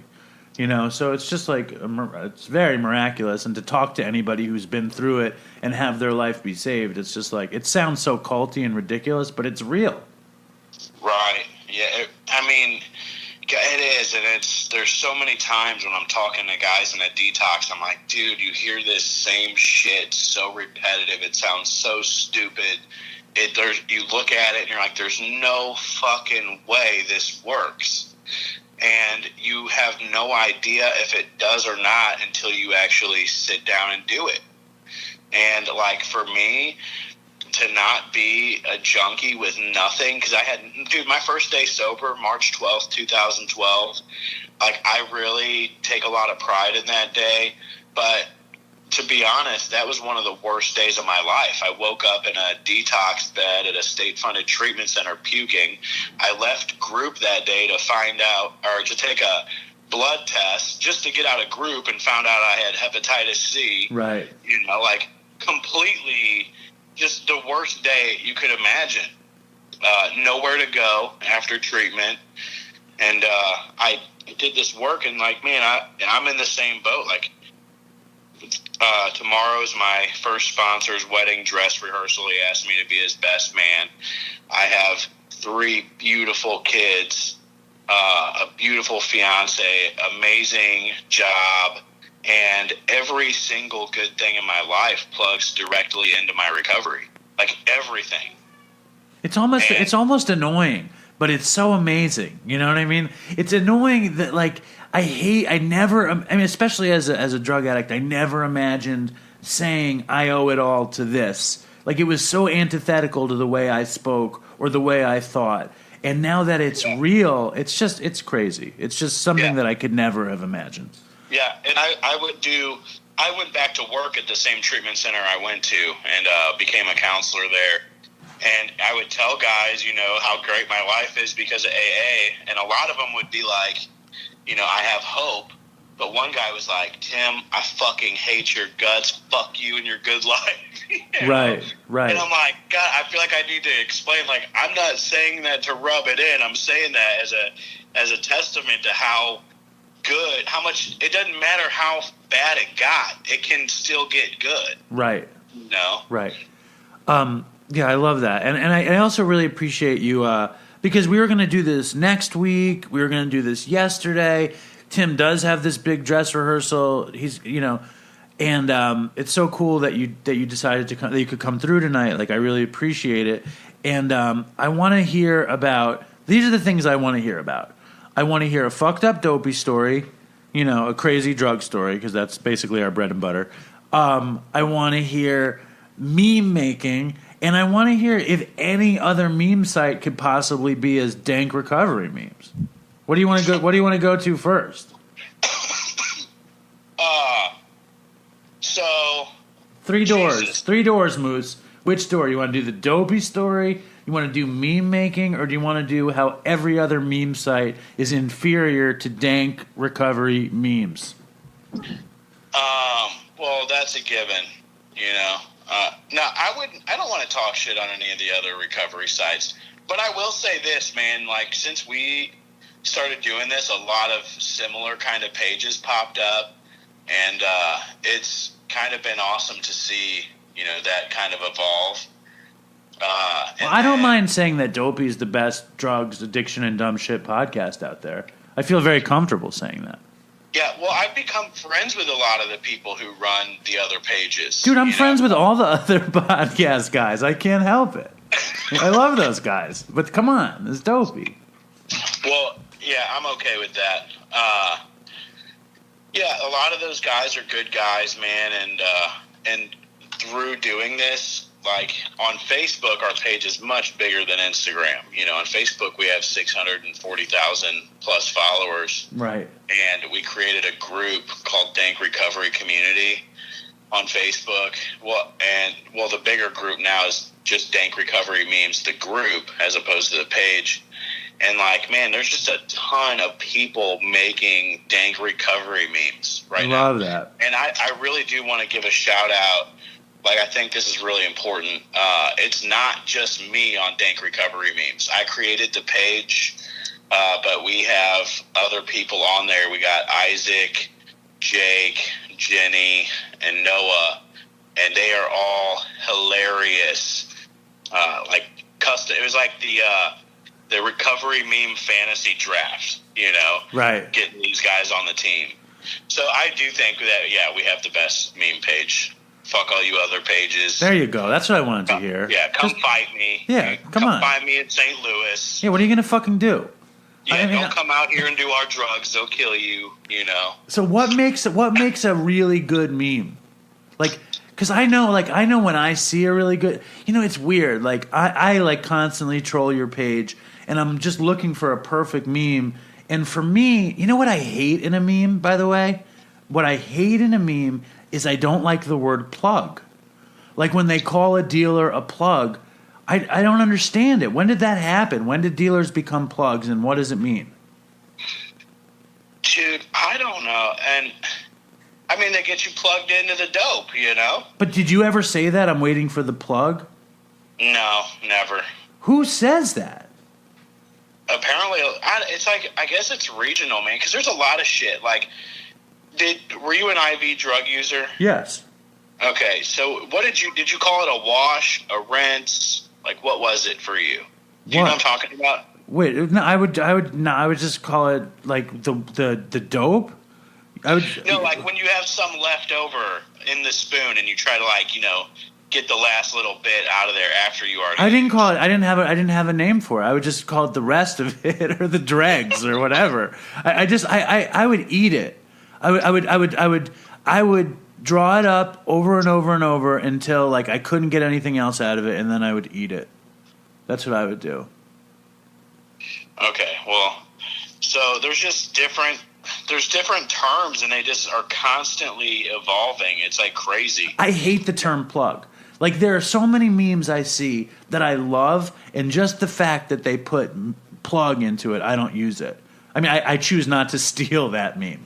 Like I love all those Tupac and Kurt Cobain ones, except when they call Tupac the plug. Like, I don't want to call him the plug. I want to call him, like, the dealer or the connect. Can you start using the word connect or dealer more than plug? It would really help me out. I personally never use plug. If it says plug, it's not my meme. Okay, good. And, like, man, so many people send memes to Dank Recovery Memes, and I'm like, some of them are really good, and I gotten to the point where I'm like, that dude on Simon on American Idol, how he just, like, would roast people. I'm kind of like that with memes. Like, this is terrible. The fucking aesthetics are off. You know, this is trash. Here's what you need to do. Oh, dude. I have no problem tearing people's memes. If you're going to send a meme to me, but I actually spend a lot of time, like, here's the apps you need to download. Here's some things you need to think about. All right, well, why don't you give a crash course to the Dopey Nation? If somebody wants to make a meme, what do you have to do? Like, what apps are the best? Like, give some pointers here. What would you do? Okay. Like, first off, you need to be actually funny. Right. So if no one, like, goes out of their way to tell you that you're funny, you should just give up now. That's like there's so many times I'm like, come on, you are not funny. Stop making memes. Whoever likes your meme, they need to stop encouraging you. Right. And then, but, like, in terms of app, I don't want to get too boring, but I'll tell you what, if someone is just clueless on how to make memes, here's the absolute easiest way. Post a picture to Twitter, caption the top, like, put a caption, click post, post the picture with the caption you want, then click on it and screenshot it, and there's your meme. That's like 90% of the memes you see are just pictures someone posted on Twitter with a caption. Okay. So how do you put the words on the picture on Twitter, though? You could do that? That's how it works? Yeah, So, like, you share, if you go on Twitter, you'll see it all the time. People put, like, it's just like on Facebook if you posted a picture and put a caption with it. Okay. And then you just take a screenshot of it. I don't think people will get bored of it because it's like, I mean, I think that there's a shitload of, actually, more people listen to Dopey than follow us on any social media, but the people who follow us on social media are just like all over your page. They're all over a ton of these meme pages. So I think it interests them. And I think like people in recovery just like, it's like it keeps us going, the memes. Like, and I laugh at the stupidest fucking shit. Like when it's a really funny meme, like I was on the train and sometimes something's just funny to me that isn't funny to somebody else. It was recently I looked at your page and you had the dude with like the balding hair and it was like something about getting a methadone haircut and you like said something about fam in it. You were like, I don't remember exactly the term. You were like, if this is your thing, fam, go for it. And I'm just sitting on the train next to like some young girl looking at this balding Methadonian laughing my ass off. And I was like, and then she looked at me and she sees me looking at the guy. You know the meme I'm talking about? I know exactly what you're talking about. Yeah, I made that one. What is it? Please give me the phrasing right. So it's a guy walks into the barber and he's like, "What you want, fam?" And he's like, "I want to look like I've been on methadone for the past 26 years." And he's like, "Say no more, fam." Say no more, fam. And I just died laughing because I always hate the fucking fam. Like, I don't know how anybody can say fam, but then when you read it there, it's like, oh, man, it's so funny to me. I love stuff like that. That's a very ironic use. A fam, absolutely. Yeah. Absolutely. And what's in your meme-making days, what is your favorite meme that you can recall making? Oh, man. How many memes have you made? Thousands of memes? I wouldn't say thousands. And this is what's cool about having other editors, because, like, I'll go maybe a couple weeks where I won't even make any memes, but we have enough content just flowing through where I don't have to do that. But if I had to pick a favorite meme, God, it's hard. I made one that's like the Suboxone facts. It's like supplement facts of Suboxone. That I thought was pretty hilarious. Here, hold on for 1 second. I'm all of a sudden nervous about the sound. Hold on. You sound great. Keep going. Okay. But it's Moose was very, very he was asking me how I record a phone call, and I was like, oh, I just hold the phone up to the mic. And he's like, is that really the best way to do it? And definitely it isn't, but somehow it works okay, which I think is funny. But back to the Suboxone meme, please. Yeah, it's basically just the supplement facts of Suboxone. And some of the things that it lists being in a Suboxone are like offended by recovery groups. I don't have a sponsor as an ingredient in Suboxone. Dirty Jordans. Low credit score. Let me get a cigarette. Yeah, I love all those AA versus NA memes, and I think it's interesting the what do you call it? The blowback or the kind of backlash against Suboxone in meme form. I think the Suboxone community might be the Suboxone and methadone communities might be the most victimized by recovery memes. Don't you think? Yeah, and you know what, man?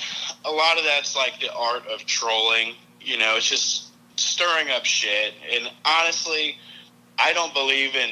I guess I believe in censoring myself to a degree. But in terms of... Like, if I think it's funny, I'm going to post it. And, like, I'll be honest, I have really close friends on long-term Suboxone. I have really close friends in NA. I have, like, everything I've made a meme about, I have really good friends that's their experience. And so every so often I make sure to clarify, like, listen, I don't hate you. It's all out of love. It's all in good fun. It's just, imagine one of your friends just talking shit to you and you would brush it off the same way. It's funny though.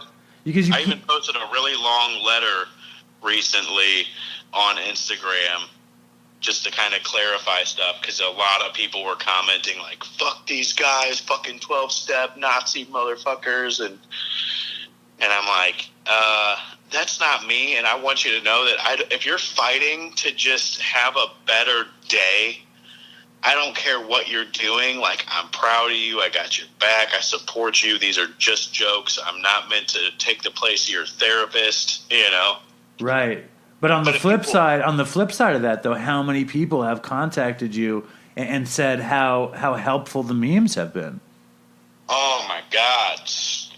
Every day there's a message in the inbox, and I almost like want to make a collage out of them. You know, it's crazy. And then the other crazy thing is, like, not only do people message me that I helped them, people message me for help. And I guess the humor is just disarming, where people are like, yeah, I want to talk to you. You're the guy I want to talk to about this. Right. And I had a guy from New York. I ended up talking to him the other day, and he's like going through withdrawals, and he's asking me advice. And I talked to the guy for a while, just giving him tips that I learned about overcoming withdrawals, like cold turkey, because that's what he was doing. That's where he was. It's not an easy place to be. I always just recommend hot showers and the Lord of the Rings, and let that time pass. That's what I always tell people. You know, I think people don't like. I think the shower is like the most underrated tool of withdrawal. It's like this amazing thing in your house that gives you heat and warmth and happiness, and it's like so good for withdrawal. Nobody talks about how amazing the shower is for withdrawal. Oh man, yeah, it is. And to come to think of it, I wish I had told him that. It's like a spa. It's like a spa in your apartment. It's amazing. Yeah. Yeah, and at one time when I've kicked dope so many times, like cold turkey on my own. And one time I had a family membership to the Y, and every morning as soon as they opened, like at 5 a.m., I was there, and I would just sit in the hot tub for hours. It was like that was the only place where I wasn't withdrawing. Right.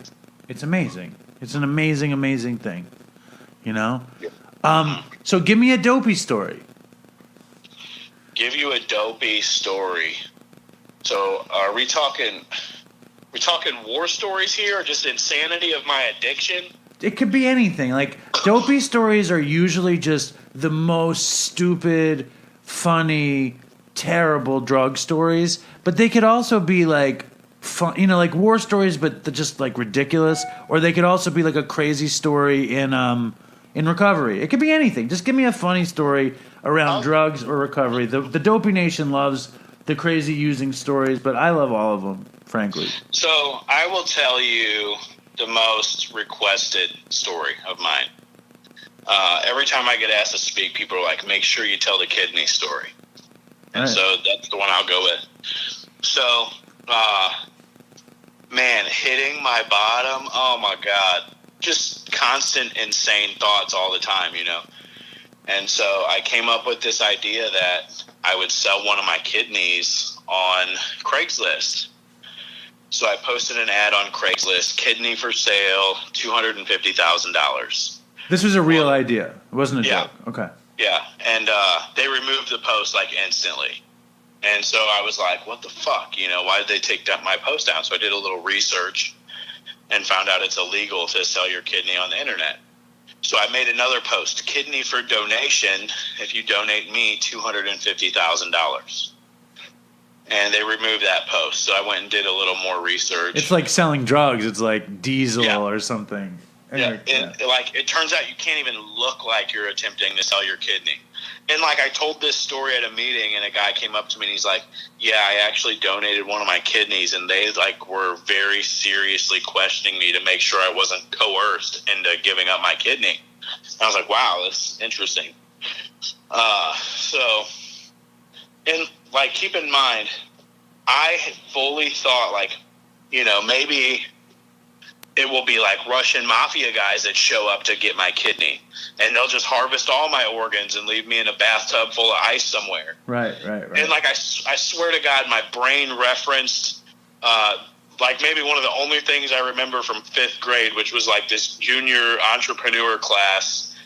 And this guy said, sometimes you have to take risks to make money. And I thought, well, there you go. This is that. That's I funny. might have to have all my organs harvested to sell my kidney. You know, it's a risk I'm willing to take. I'm willing to take that risk to be set for a little while. But you know, I wasn't having any luck on Craigslist, so I posted it on Facebook, and all my friends were like, "Haha, Tim, you're so funny," and I'm like, I played it off like I was joking, but in my mind, you know, I'm like, no, I'm really serious. I'm really hoping that someone who's rich like sees this post and like shares it. And it's funny because it still pops up in my timeline, you know, like on the year when I posted it, like it'll still pop up and I laugh about it. I'll tag some people in it. Now it's like a meme. Now it's it really it's a memory meme, but at the time you were looking to get money for the kid. Nobody ever hit you up to buy the kidney though. Right. So then I finally found a website called sellyourkidney.net. There we go. And in this website, you had to enter all your personal information, social security number, address, date of birth.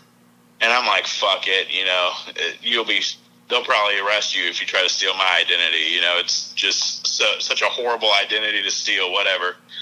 So I enter in all this information, and I click submit, and a banner pops up, and it says, "You dumbass, you can't sell your kidney on the internet." Oh, my God. And I thought, man, who the fuck makes a website like this? You know, not thinking who is trying to actually sell their kidney on the internet. Yeah, it's like a practical joke for the most depraved person in the world. It's like, maybe we're going to get the most desperate person, and then the joke is going to be, you're an idiot trying to sell your kidney. There's so many memes, I think, for this. Yeah. And then, so that was always my hustle, was trying to post shady things on Craigslist. I posted an ad to prostitute myself on Craigslist, and no one responded to it. I think that was part of my bottom. Was it jokes? Was it half jokes? Or did you... No, I'm legitimately trying to sell one of my kidneys. I'm like, this is the only valuable thing I have, and I have two of them, so you could still sell. I can get by with one, so I'm going to try to sell this. And I was like, man, maybe there's some like old lady out there who, you know, wants a guy, you know. And I put an ad for myself to be a prostitute, and I charged $60. Someone said that was my mistake. I went too low. But I guess low self-worth, you know. People don't want a really cheap prostitute, although you're lucky that nobody wanted to, like, use you badly, you know? Yeah. But that's just kind of the insanity of where I was at, man. Like, that's where my brain was. I'm sitting there. And, like, it's a story I laugh about now, but at the time, you know, it was extremely depressing. Like, I was probably crying half the time when I was making these posts. Right. It was one of those things where it was so far out, you would tell anybody who looked at you would be like, what, it was a joke, but you knew deep down it was real, kind of thing, which is like the most depraved place for humor. You know, those jokes are so funny because they're kind of true at the bottom of them. That's what makes a funny fucking joke, that you know a piece of it is kind of true. You know, like the Macedonians do wear those old 80s NBA windbreakers and stuff. Yeah, the starter jackets. Yeah, exactly. And the other thing Tim told me, or Moose told me on the phone, was that sooner or later a dank recovery memes community podcast is going to come out. So I wanted to invite you to the world of recovery and drug addiction podcasts, and you'll always be a friend of Dopey's if you ever need anything. Yeah, thanks, man. That should be happening in the next. I would say if it took longer than a month, I'd be disappointed. All right, so everyone should be on the lookout for that. If you ever have any extra time in the meme making department and you could come up with a good Dopey meme, I would love you for that. That would be amazing for us. My absolute best. I would love that so much, and thank you so much for coming in, and thank you for your memes, and Dopey Nation. I think a ton of you follow him, but check it out at Dank Recovery Memes, and on Facebook, on Twitter, on Instagram, and you have some famous people following you too. Like I saw the Lena Dunham meme, and she's like writing in. What were you like bugged out? Or did you feel proud? I did. And, anytime that someone famous is following I freak out and I'm instantly their fan. Like, right off the jump, Yeah, nobody famous follows Dopey. Nobody. Even like the famous people that have been on Dopey don't follow it. They just don't. Yeah, we got Jenna Jameson. I lost my shit when she started following the page. And then I had to scroll through all my followers to see what famous people are following the page. And there's that new MTV show coming out, Too Stupid to Die, which I think looks hilarious. And Zach Ass on there, he's following the page. I'm like, dude, you're you're the funniest guy ever. He's like, thanks, I love your page. Nice. So then I have to go to other admins. Who else follows it? Scout Willis. Right. So Bruce Willis's daughter and his other daughter, Tallulah. Awesome. And I was told all three of his daughters like the page. Very cool. Very cool. So, yeah. Well, we like the page, and thank you so much for calling in, and let's totally fucking be in touch. Absolutely, man. Anytime. It's a pleasure. All right, man. Thanks for bringing me on. All right, we'll talk soon, man. Be in touch and give me a fucking Dopey meme. I will do my best. Well, yeah, that's fair. If you can come up with something. Or just if you have something hot off the presses and you want I'm sure you don't want us to take it before you use it. And I should give you your credit more often. So I'm going to make an effort to always give you your credit. Now that you're a friend of the show and everything. Thank you. You know what? A lot of pages would steal our memes and they would blow up, and pages with millions of followers. And I would think, gee, just tag us. This is my original content. And so knowing that, I'm like, anytime I take someone else's stuff, I make sure I tag them in the meme just to give them, the respect that, you deserve to honor your creativity, I'm going to try to come up with a meme. And you could steal it from me, and you could take the credit. But I'm going to try to come up with one day. I'm funny. I could come up with a fucking meme. My wife told a story that my daughter, she doesn't know that I'm an addict. She's 8. But she knows that I have a problem with sweets, so she hides the Malamars in her little treasure chest. Okay? And I think there's a meme there somehow. There is a meme in hiding cookies from the dope fiend in recovery person. I think there's something there. I don't know. Maybe I'm not a meme guy. But I think there could be something there. Yeah, that's the other problem I get is everyone thinks that something's a meme, and they send, hey, make this a meme, and they tell me some random obscure idea. So maybe there is a meme there, but I'm not. You're not finding my Malamar meme? Just yet. I understand. But thank you, Tim, and have a great night, and be in touch. Thank you, sir. You too. All right, bud. Later on. All right, yep. Bye. That was Tim, or Moose, as he likes to be called, from Dank Recovery Memes. And I think the real beautiful thing, besides his memes are fucking great, is that we're starting. I mean, I guess there's always been a recovery community. I'm just happy that we're a part of it, and we're making all these friends, from these other podcasts, from Omar to fucking A Dictionary, Church and Other Drugs, the Nod Squad, Amy Dresner, whatever it is. It's cool to have friends in recovery that are trying to make a difference and trying to make people's time a little bit easier. Even that sober guy, what the fuck? He's helping people. I said Omar, I said Church and Other Drugs, I said A Dictionary. I'm sure there's people I'm not thinking of. All the Dopey Nation people, looking at that thing, it's incredibly inspiring to me. You guys are doing so much for each other. So proud to be a part of that. Fucking Andrew and Paulina and Catherine and the rest of y'all. I want to play this voicemail, and I want to play this song and be done with another episode of Dopey. The voicemail is from Dopey Nation mainstay Maria. It's very inspiring. And the song, there's been a lot of requests on the Dopey Nation and here and there to hear a quote-unquote clean version of Forever in Debt.